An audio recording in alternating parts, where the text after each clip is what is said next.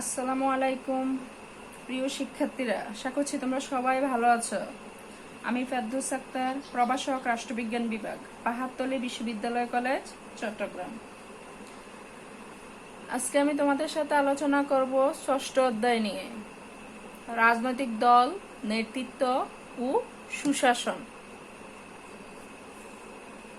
তাহলে আমরা প্রথমে যে বিষয়টা নিয়ে আলোচনা করব তা হচ্ছে রাজনৈতিক দলের ধারণা ও সংজ্ঞা।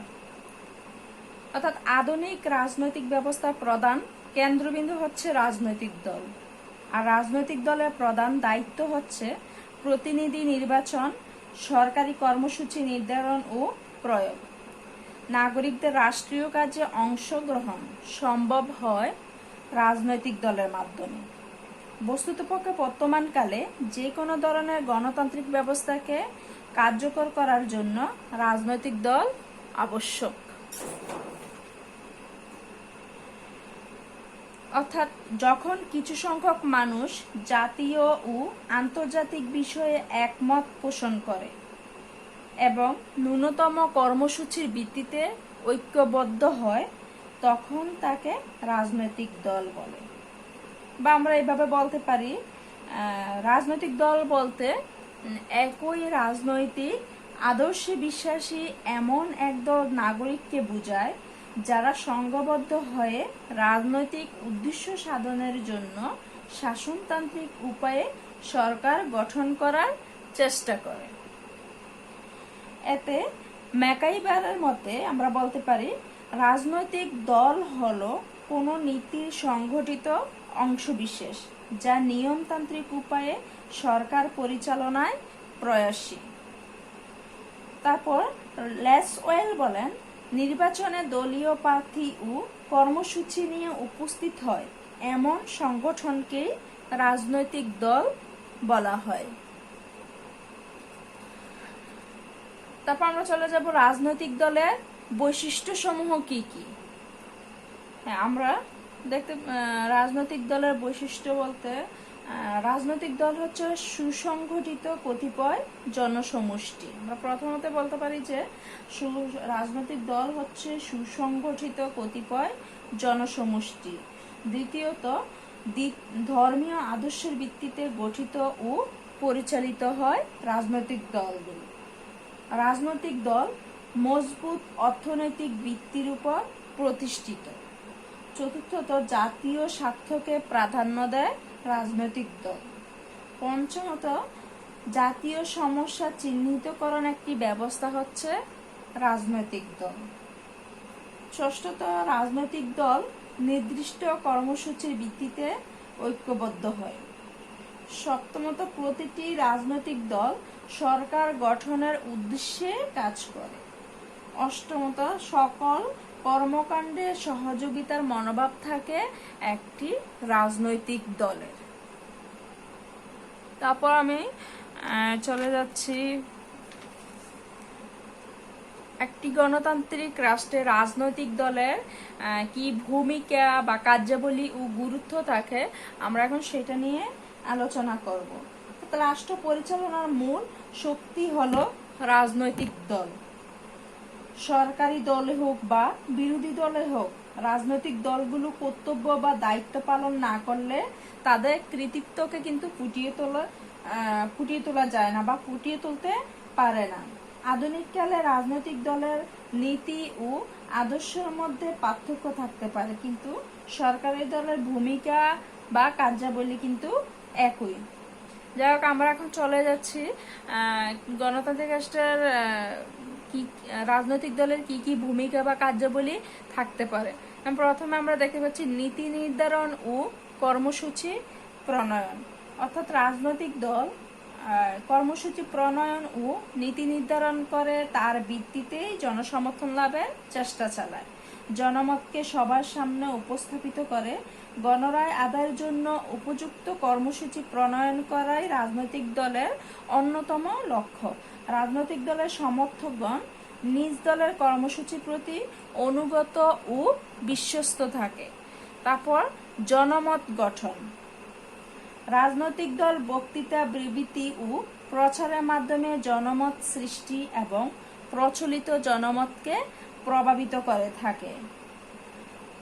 প্রার্থী মনোনয়ন। গণতন্ত্রে প্রত্যেক রাজনৈতিক দল নিয়মতান্ত্রিক উপায়ে রাজনৈতিক ক্ষমতা হস্তগত করে।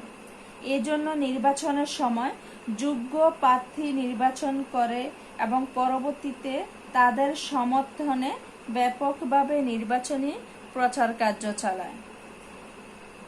নির্বাচনী প্রচার। তারপর নির্বাচনী প্রচার। রাজনৈতিক দলগুলো নিজেদের প্রার্থীদের নির্বাচনে বিজয়ী করার জন্য সারা দেশে ব্যাপক প্রচার কার্য চালায়।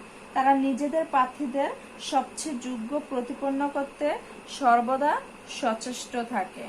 তারপর আমরা দেখতে পাচ্ছি ভোটারদের স্বার্থ সংরক্ষণ। রাজনৈতিক দল ভোটারদের স্বার্থ সংরক্ষণ করে। ভোটদাতাদের তালিকায় কোনো নির্বাচক ভুলবশত বাদ পড়ল কিনা বা ভোটারগণ স্বাধীনভাবে ভোট দিতে পারছে কিনা ইত্যাদি বিষয়ে তীক্ষ্ণ দৃষ্টি রাখে। সরকার গঠন।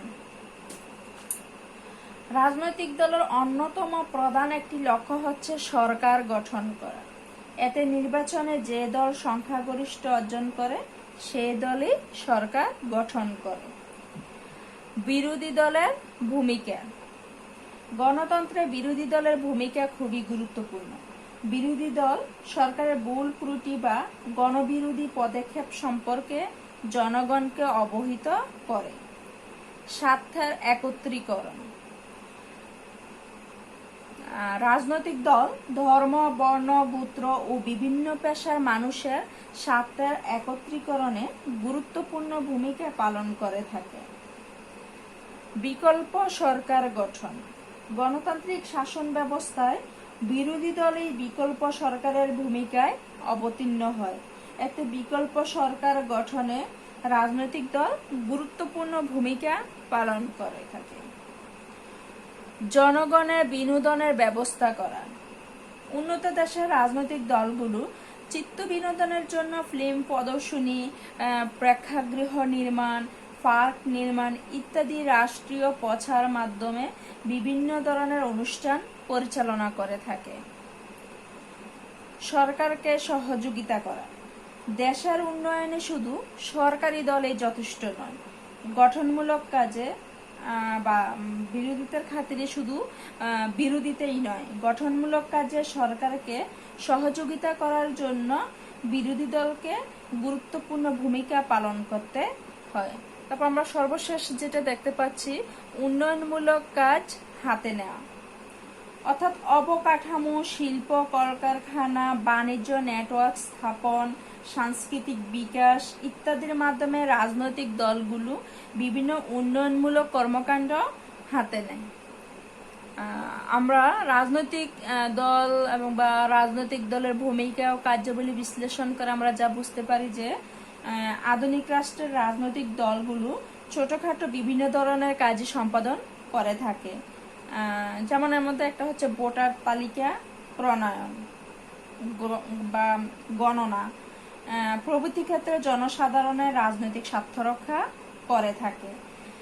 এগুলো ছাড়াও খরা, বন্যা প্রভৃতি প্রাকৃতিক স্বার্থ রক্ষা, দুঃখ কষ্ট লাঘবের চেষ্টা করে থাকে রাজনৈতিক দলগুলো।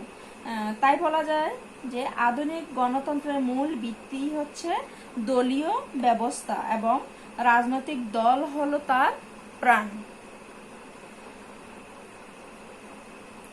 এইটুকুই। সবসময় তোমাদেরকে যেটা বলি যে প্রথম থেকে শেষ পর্যন্ত, তো প্রত্যেকটা বিষয়ে প্রথম থেকে একদম শেষ পর্যন্ত তোমাদেরকে খুব ভালোভাবে রিডিং করতে হবে, খুব ভালোভাবে অনুশীলন করতে হবে। তাহলেই কিন্তু তোমরা বিভিন্ন এমসিকিউ, জ্ঞানমূলক, অনুধাবনমূলক বা সৃজনশীল সব ধরনের কোশ্চেনগুলো তোমরা অ্যান্সার করতে পারবে। তাই আমার আলোচনা আজ এই পর্যন্ত। তোমরা সবাই সুস্থ থাকো, ভালো থাকো, নিরাপদে থাকো। ধন্যবাদ।